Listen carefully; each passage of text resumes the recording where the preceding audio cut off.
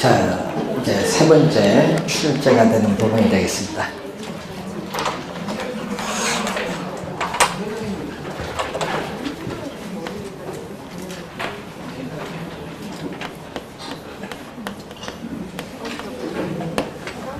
자, 이 토지의 특성이 또 우선 출제를 하는 부분이 되겠죠. 자, 토지의 특성은 크게 자연적 특성과 인문적 특성으로 나눠볼 수 있는데, 자, 자연적 특성은 토지가 자연적으로 주어져 있는 물건 그 자체 본래적 원초적으로 가지고 있는 특성을 우리는 자연적 특성이라고 합니다. 그럼 자연적 특성에서 우선은 5가지가 지금 교재에 나오고 있죠.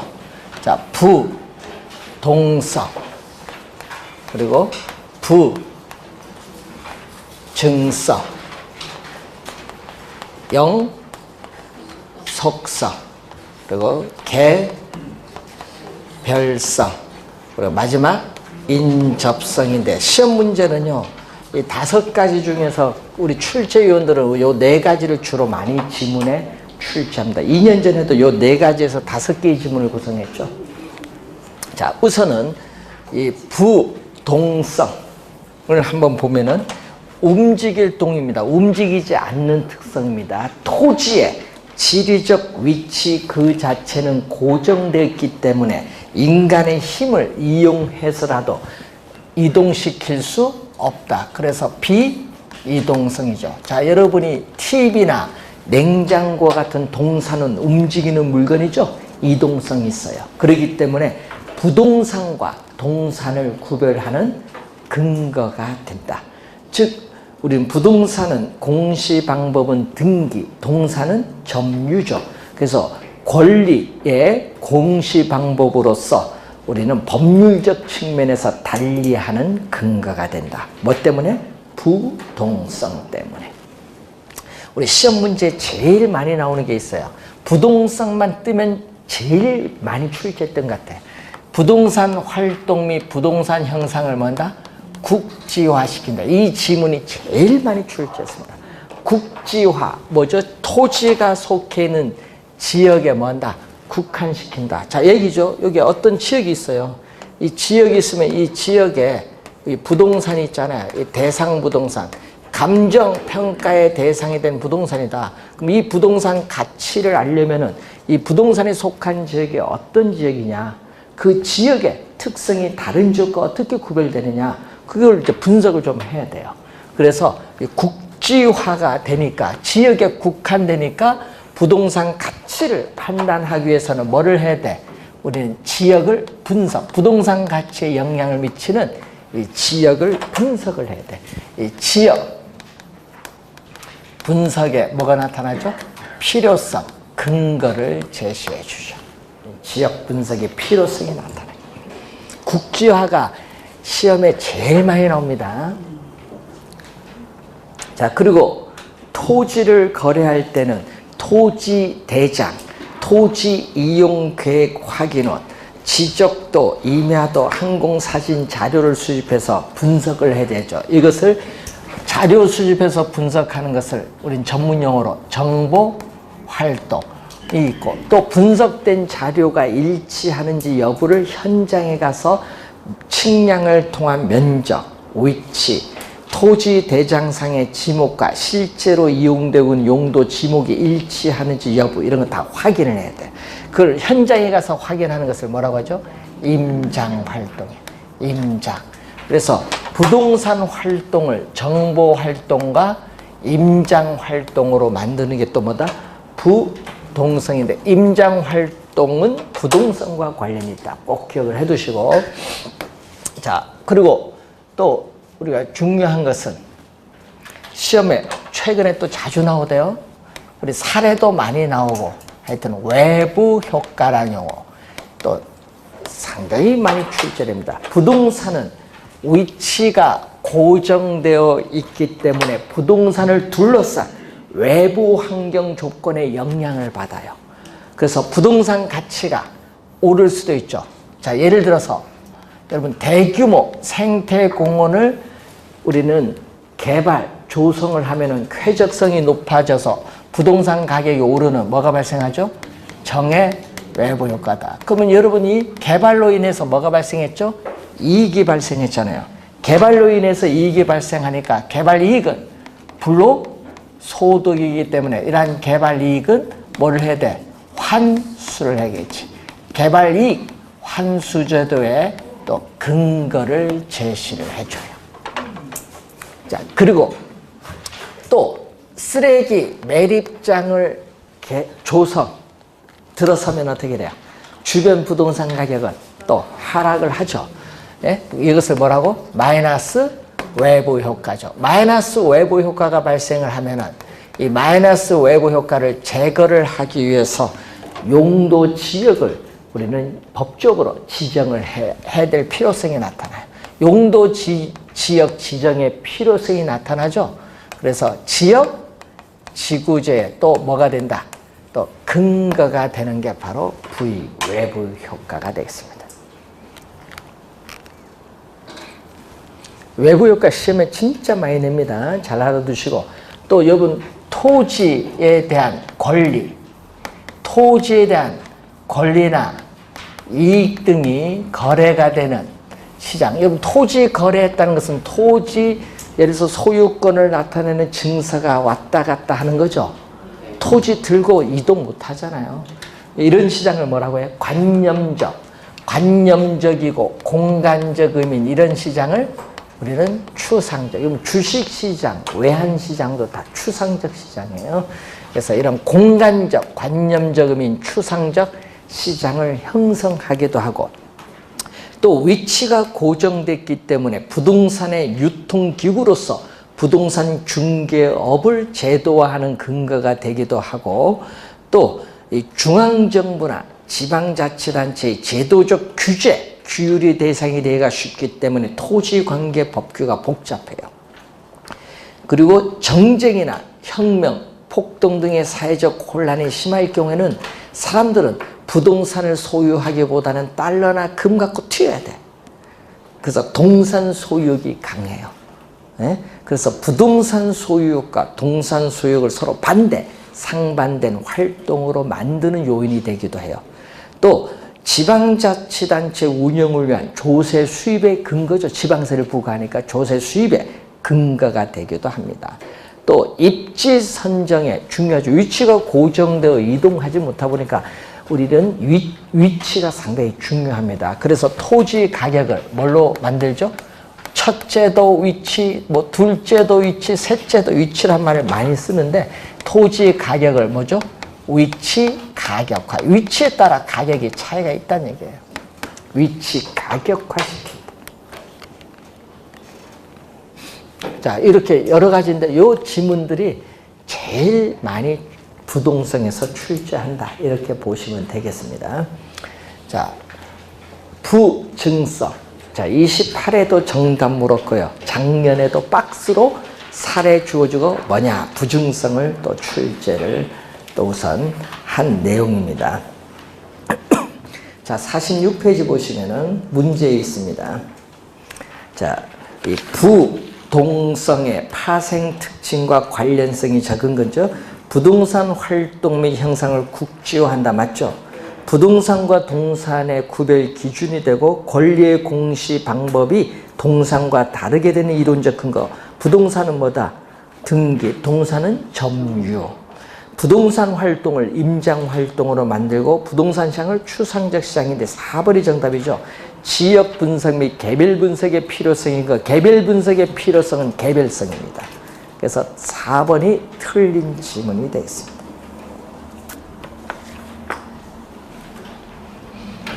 자, 부증성이죠.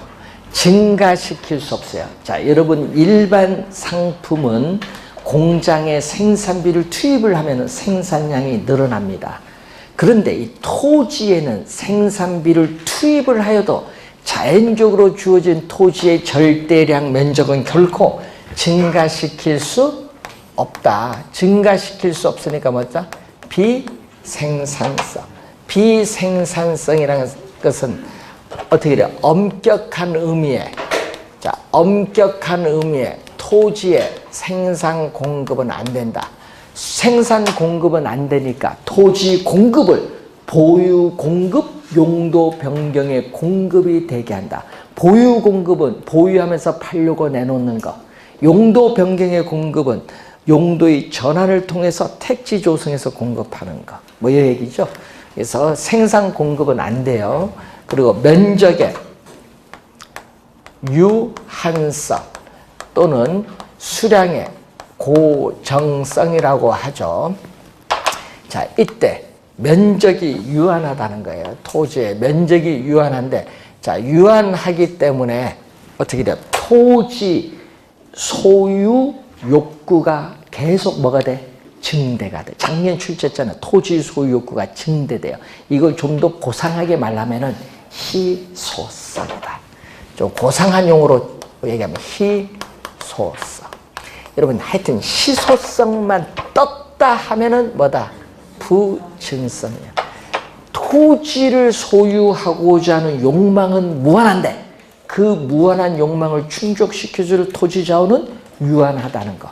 그래서 시간이 경과함에 따라 희소성은 뭐다?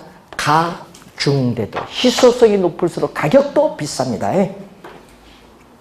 시간이 경과할수록 희소성은 가중돼요. 그리고 또 28회 시험에 또 출제했었죠. 예?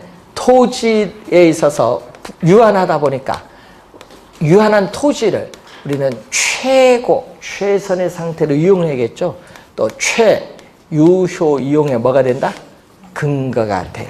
최유효 이용의 근거가 되고, 또 토지는 유한하기 때문에 대다수의 사람의 공공복리적 차원에서 우리는 공익을 강조하는 또 뭐가 나오죠? 토지 공개념의 또 근거가 된다라는 거. 부증성과 다 관련있어요. 자, 여러분이 도시 외곽에 있는 임야를 택지로 조성해서 공급하는 데는 제약이 많아요. 무한정 공급이 안 되죠? 그래서 택지 뭐가 있다? 공급 능력의 한계를 가질 수밖에 없어요. 그렇기 때문에 도시로 인구는 계속 뭐 해야 돼? 여러분, 도시로 인구는 계속 집중이 되죠. 자, 지금 우리나라 서울 수도권의 인구 얼마인 줄 아세요? 2,200만 명입니다. 5,300만 명 우리나라 인구 중에서 2,200만 명이 서울 수도권에 있어요. 근데 이게 2050년, 앞으로 30년 뒤에는 얼마냐? 여러분, 5,300, 2,200이면 50% 안 넘죠? 근데 이게 앞으로 30년 뒤에는요, 서울 수도권에 우리나라 총 인구의 60%가 집중된대요. 60%. 그러면 땅, 택지 조성 공급이 이게 안 되죠. 이미 개발 엄청 됐는데, 녹지 공간을 여러분, 쾌적한 생활에서 보존해야 되니까. 그러면 결국은 뭘로 가느냐? 법 바뀌어야지. 외국에는 뭐야? 건물 기본 6, 70층 가야지. 예? 그래서 앞으로 30년 뒤에는 앞으로 재건축 들어가면 거의 다 50층 이상 간다고 지금 나와 있어요.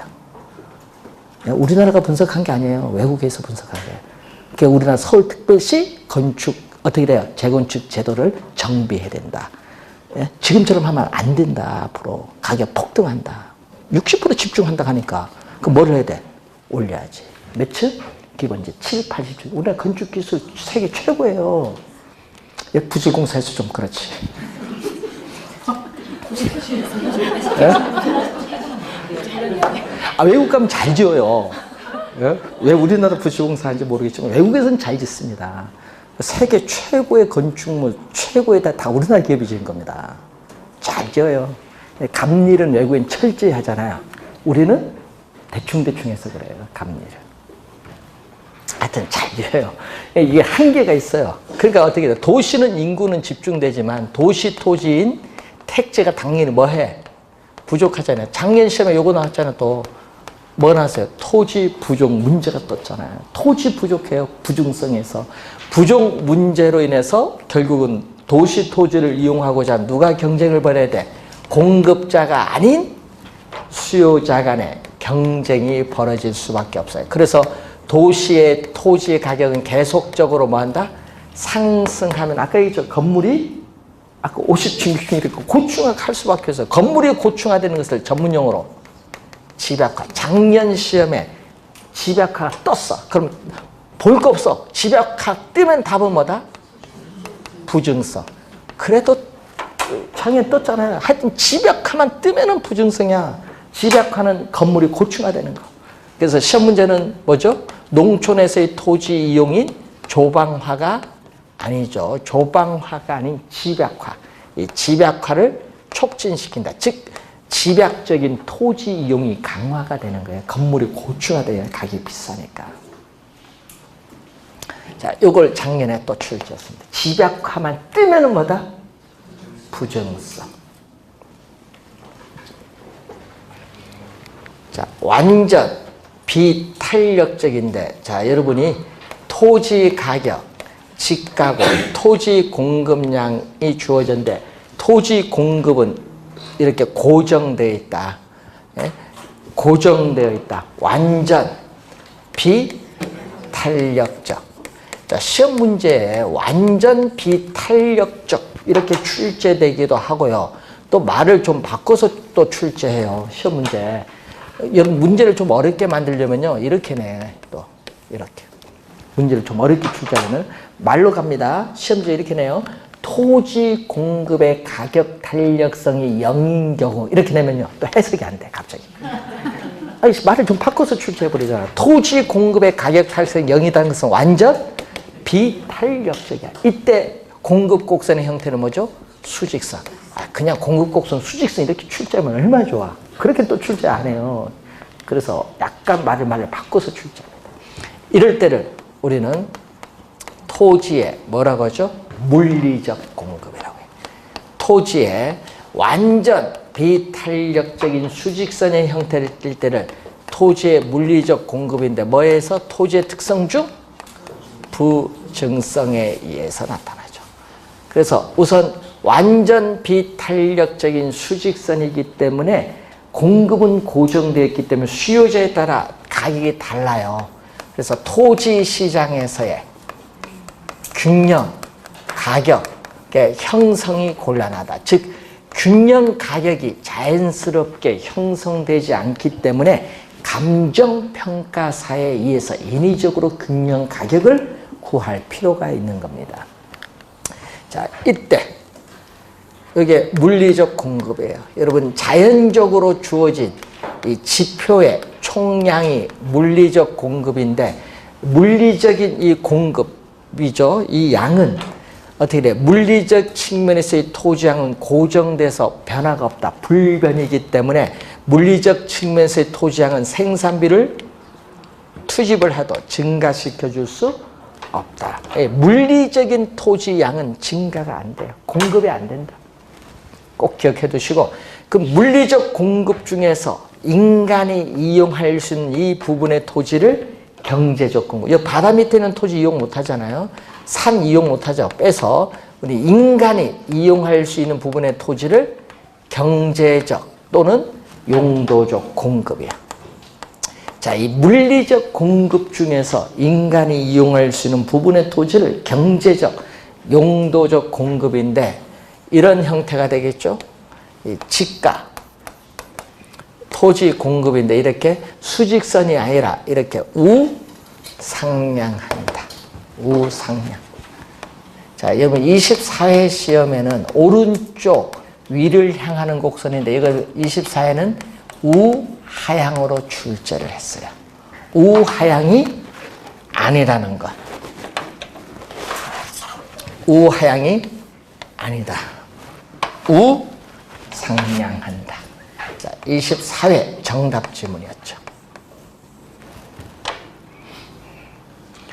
무슨 얘기냐? 자, 여러분 토지에 대한 수요가 증가하면 바로 택지 조성 공급이 안 되기 때문에 가격이 급등해요. 급등을 하면은 택지를 조성해서 이렇게 공급은 어떻게 돼? 늘려줄 수 있다 이 말이에요. 우상향할 수밖에 없는데 이것을 우상향하는 것을 우리는 토지의 뭐라고 한다? 토지의 경제적 또는 용도적 공급이다. 토지의 경제적, 용도적 공급인데 뭐에 의해서 나타나죠?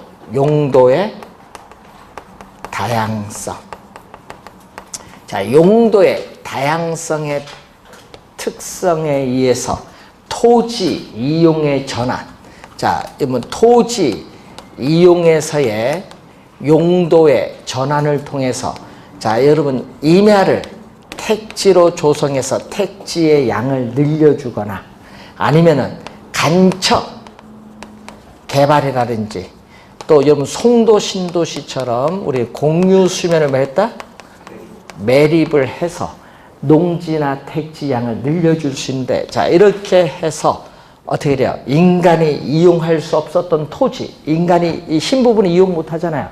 이용하지 못했던 토지를 이렇게 인간이 이용할 수 있게끔 늘려줄 수는 있다. 늘려줘도 물리적인 양은 아무런 변화가 없어요. 그걸 항상 염두에 두시고 그래서 이 경제적, 용도적 측면에서의 토지 양은 증가시켜 줄 수 있다. 요 증가된다. 11회 시험, 23회 시험, 28회 시험 정답 지문으로 출제했어.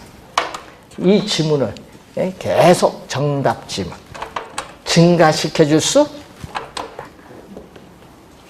증가 안 된다. 28회도 용도적 공급을 늘릴 수 없다. 이렇게 출제했잖아요.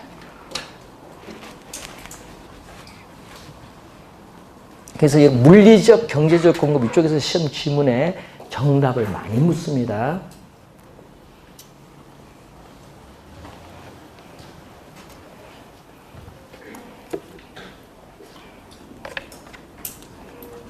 자, 46페이지에 밑에 예제 문제. 자, 부증성에 대한 설명으로 볼 수 없는 것은 자, 후보지나 이행지와 같은 용어, 후보지는 용도의 전환, 이행지는 용도의 이행이죠. 이 용어에 내포되어 있는 토지 개념은 절대량의 토지 증가가 아니라 뭐를 의미한다? 토지 이용에서 아까 토지 이용에서 용도의 전환을 의미한다. 맞는 지문이지. 2번 생산비를 투입을 하여 물리적으로 토지의 양은 늘릴 수 없다. 부증성의 개념이 나와 있네요.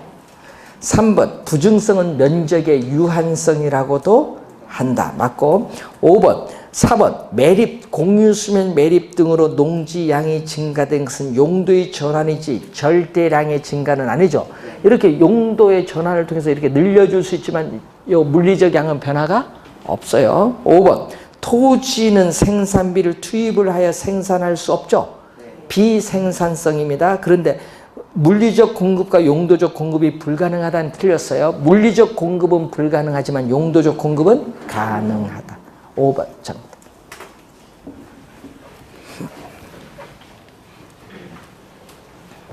자, 부증성 한번 확인한 겁니다. 자, 영속성. 자, 시간이 경과하여도 토지를 사용하여도 토지는 소모되거나 마멸되지 않는 특성. 비소모성. 변화가 없죠. 불변성. 또 공간으로서의 토지는 파괴할 게 공간으로서 토지는 파괴되지 않는다. 뭐죠? 불괴성에. 자, 영속성에서 우선 시험 문제에 우선 많이 나오는 지문을 보면은 토지는 비소모적 재화다. 자, 비소모적 재화이기 때문에 시험 문제 3번 출제된 지문이 있어요. 뭐가 3번이냐면은 토지의 소모를 전제로 하는 재생산 이론이나 사고방식은 토지에는 적용되지 않는다. 이 지문 3번 출제했어요. 26회도 출제했었죠. 자, 그리고 토지는 사용을 하여도 가치의 소모가 없어요. 가치의 소모. 이것도 3번 출제된 지문이죠. 가치의 뭐가? 보존력이 뭐다? 우수하다. 이 지문도 3번. 그렇기 때문에 부동산 관리의 필요성, 중요성이 나타난다. 이건 27에 나왔죠. 그래서 또 일반 상품에 비해서 투자자들의 토지에 대한 투자자의 선호를 또 뭔다? 높게 하는 요인이 되기도 합니다. 가치 보존력이 우수하다. 또 시험 문제 24회와 또 26회 시험에 출제된 게 또 요거죠. 여러분 물리적이란 말은요. 써도 좋고 안 써도 관계없어요. 여러분 하여튼 물리적은 써도 좋고 안 써도 좋고 생략해도 감감 다 물리적 감가입니다. 물리적 감가 사용하여도 소모가 안 되니까 물리적 감가상각이론은 적용되지 않는다. 그렇지만 뭐는 자 경제적 감가는 가능하다. 자 예를 들면 어디 있어요? 예를 들면 토지가 속해 있는 인근 지역에 쇠퇴가 된다. 그럼 토지가 속해 있는 인근 지역이 쇠퇴면 그 지역의 토지 가치는 하락을 하죠. 경제적으로 가치가 감소해요. 그리고 여러분 광산 개발되면 어떻게 돼요? 토지 가격은 인구가 계속 모이니까 토지 가격이 오르죠. 근데 폐광이 되면 떠나잖아요. 그 지역을 떠나기 때문에 토지 가격은 하락하죠. 폐광초 이런 것은 경제적 측면에서 토지 가치는 하락할 수 있어요. 그래서 여러분 우리가 경제적 감가는 가능하다는 걸 항상 염두에 좀 두시면서 확인을 해 두시고 또 토지로부터 얻는 수익은 어떻게 돼요? 토지로부터 얻는 수익은 영속적이에요. 자, 여러분이 자, 물리적으로 감가상각 이론이 적용되지 않으니까 우리는 토지에 투자한 자본을 회수할 필요가 없다. 자, 이런 평가 이론 저번 주 배우셨던 수익환원법에서 수익환원 방법에서 자본을 회수할 필요가 없어요. 감가상각 이론이 적용되지 않고 또 수익이 영속적으로 발생을 하니까 어떻게 돼요? 우리는 수익환원 방법 중 직접환원법 또는 직접법이라고 하죠. 직접환원법의 근거가 된다. 자, 수익가액. 수익가액은 토지로부터 장래 산출할 것으로 기대되는 순수익은요, 영속적으로 발생하죠. 순수익은 뭘로? 환원 이율로 환원한 값이 현재 부동산의 가액, 수익가액이 현재 부동산 가치거든요. 이걸 직접환원법 28회 시험에 출제. 직접환원법의 근거가 된다.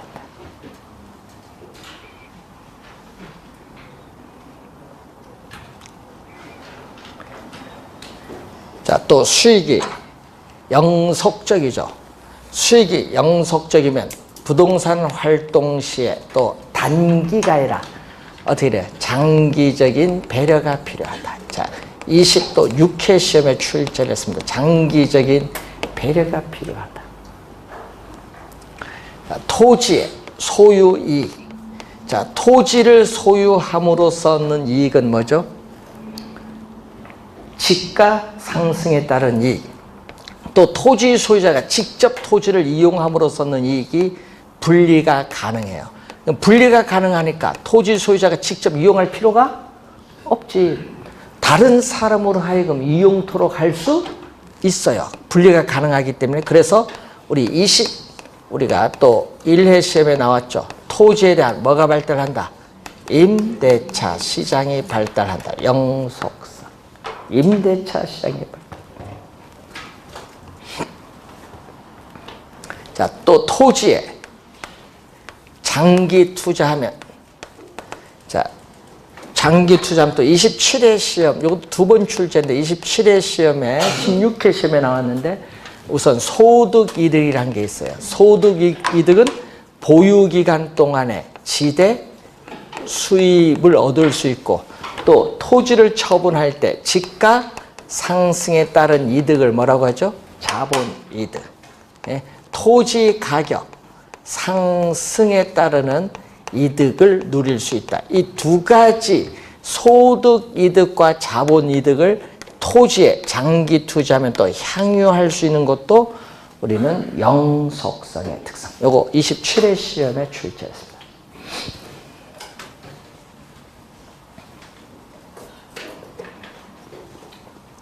자, 토지 수익이 영속적이에요. 영속적이니까 토지, 아까 얘기했죠. 토지 가치는 토지 가치는 토지 소유에서 비롯되는 장래 이익을 현재 가치로 뭔다? 환원한 값. 자, 현재 가치로 환원한 값이다. 자, 토지 소유에서 비롯되는 장래 이익을 현재의 가치로 환원한 값이 토지의 가치인데, 문제는 이 장래 이익이 영속적이잖아요. 영속적인데 이 영속적인 것이 뭐가 가능해야 된다? 예측이 가능해야 토지 가치를 구할 수 있어요. 그래서 우리는 가격의 여러 가지 원칙에서 예측의 원칙의 근거가 되고, 또 토지 가치, 또 개념의 또 뭐가 된다? 근거. 토지 가치 개념의 근거가 되는 것도 뭐다? 영속성.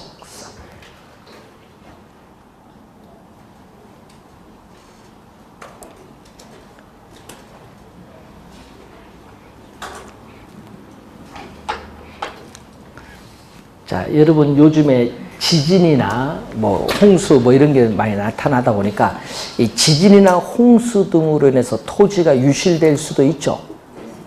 유실될 수도 있잖아요. 강물이 범람하면서 또 해일로 인해서 또 유실될 수도 있어요. 그래서 지진으로 인한 해일이 발생한다든지 홍수로 인해서 강물이 범람하는 경우 토지가 유실되더라도 공간 자체로서의 토지는 아무런 변화가 없다. 뭐 바다가 그 토지인데 공간으로서 토지는 변화가 없다. 그거 영속성 이론 적용된다. 예? 그런 지문이 만약에 시험지에 떴다 하면 또 어디 특성과 관련인지 또 이게 왔다 갔다 합니다. 자, 우선 영속성의 특성을 지금 봤고요. 개별성. 개별성은 토지는 위치가 고정되어 이동할 수 없지만 토지마다 지형, 지세, 지반 다 다릅니다. 그래서 물리적으로 똑같은 토지는 오직 하나밖에 없다. 두 개 이상의 동일한 토지는 존재하지 않는다. 비동질성. 그래서 물리적으로 또 토지의 대체는 불가능하다. 이질성. 자, 비대체성으로 인해서 토지 시장에서, 자, 시험 문제 또 한 3번 출제했죠. 토지 상품 간의 완전한 대체 관계를 뭐 한다? 제약한다. 자, 완전한 대체 관계를 제약한다. 시험에 또 한 3번 출제된 지문. 또 이 26회 시험에 또 나왔죠. 지문이. 17회 시험, 22회 시험, 26회 3번 출제했어요. 또 일반 상품은 표준화가 되어 있어요. 그래서 대량 생산도 가능하지만 토지 상품은 표준화가 어려워. 다 다르기 때문에 표준화가 어려워요. 표준화가 어렵기 때문에 뭐가? 대체 가능성이 뭐다? 낮아요. 대체 가능성도 낮고 또 개별성도 뭐다? 강해요. 개별성도 강하기 때문에 한 가지 물건에 한 가지 법칙. 자, 여러분 우리가 10회 시험과 20도 우리가 6회 시험에 출제했어요. 일물일가의 법칙이 성립 배제시킵니다. 한 가지 물건에 한 가지 가격이 성립한다는 일물일가의 법칙 성립이 배제가 돼요.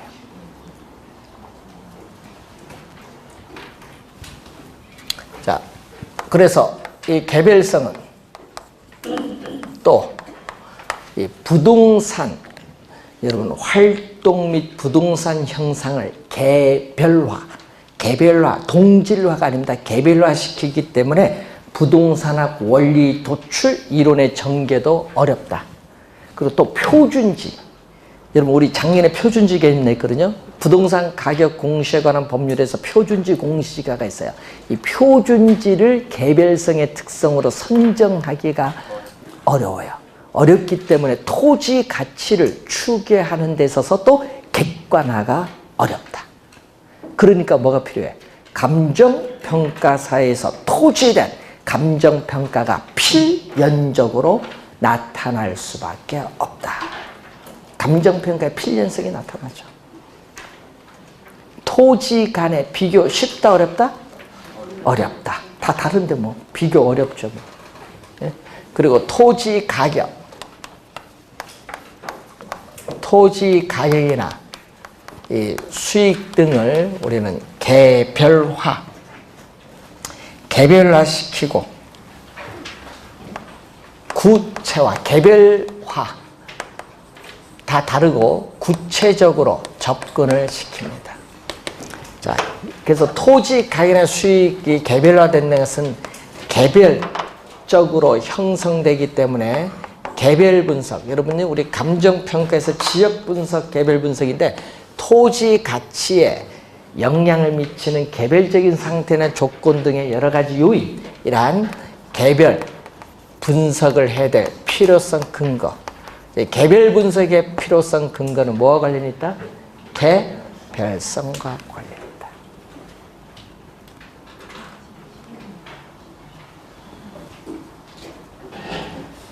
자, 인접성. 인접성은 말 그대로 연결성이야. 토지는 위치가 고정되어 있고 물리적으로 인접 토지와 계속 연결되어 있다는 특성.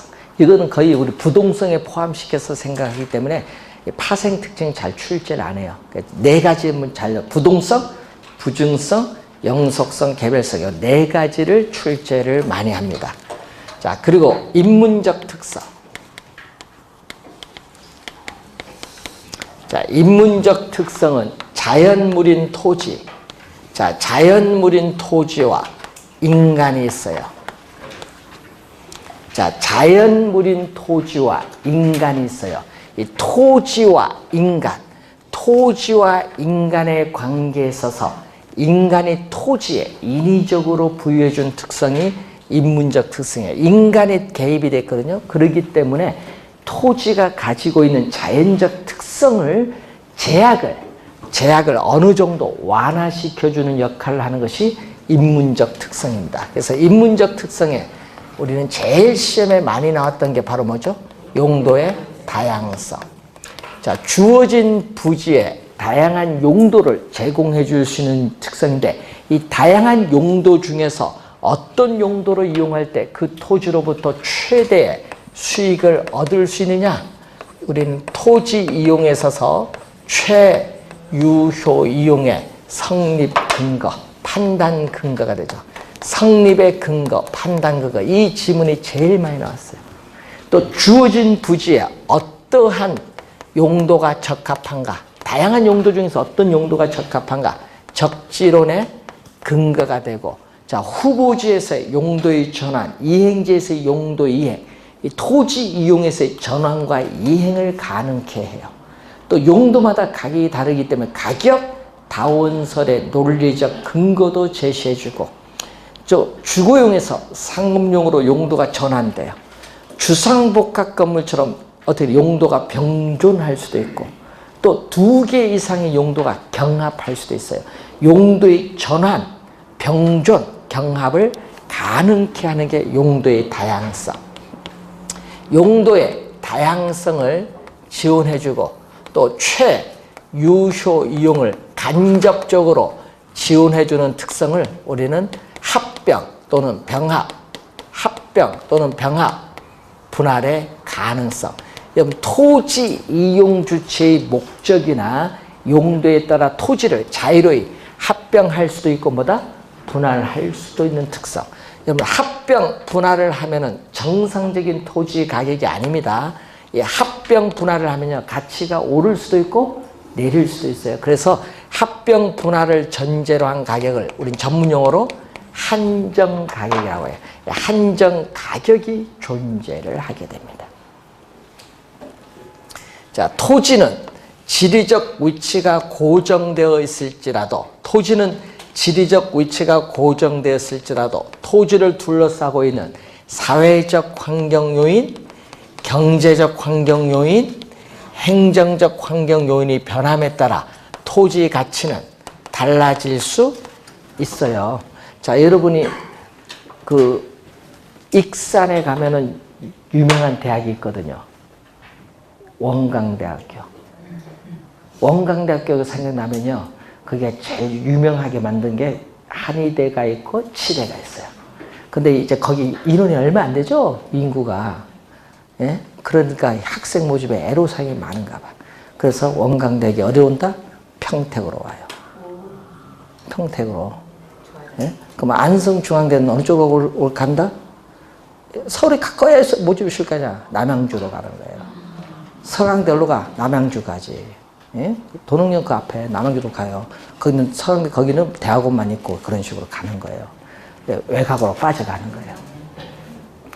그런 대학교가 이전된다. 이거 그 지역 상권, 부동산 가격에 엄청 영향을 줘요. 떠나면 거기 붕괴가 되는 거야. 그래서 이제 안성에서 못 가게 막 만들고, 제발 뭐 이러는데, 뭐 어쩔 수 없죠. 학생이 뭐 보내줄 거예요? 뭐든지 이권인데. 그러기 이게 쉬운 게 아니에요. 사회적 환경이 변하는 거예요. 근데 요즘 또 말이 많죠. GTX, 이런 교통체계. GTX, 이건 경제적 환경 요인이 바뀌는 거예요. 그리고 여러분 여기 뭐 우리 용인 원성면에 뭐 하이닉스 뭐 한다. 그건 행정적 환경 요인이 바뀌는 거지.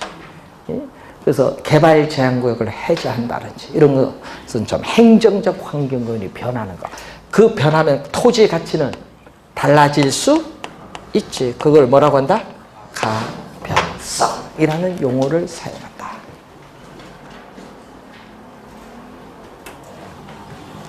요 이해도 많죠? 대표적인 거 한번 봤습니다.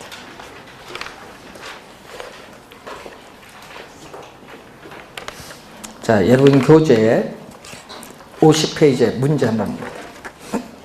자, 50페이지 보시면은 부동산의 특성과 파생 형성을 연결한 것으로 틀린 것. 부동성은 국지적 시장. 국지적이 뜨면 뭐다? 부동성. 내구성은 뭐예요? 여러분 영속성은 배웠는데 또 내구성이 이제 나왔지. 여러분 건물은 영속성의 토지가 영속성이고 건물은 뭐를 가지고 있다? 내구성. 건물 중에 뭐 우리 주택이 있을 거 아니에요.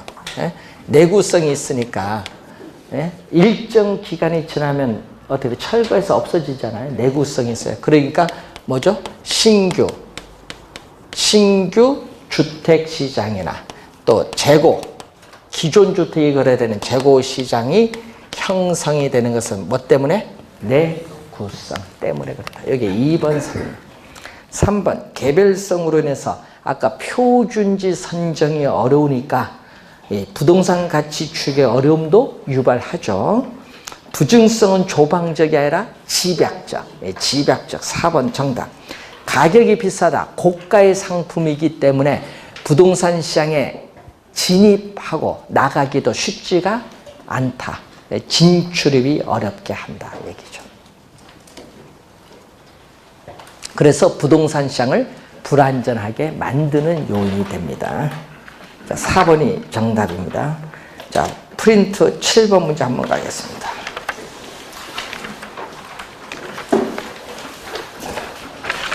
자, 7번 문제 보십시오.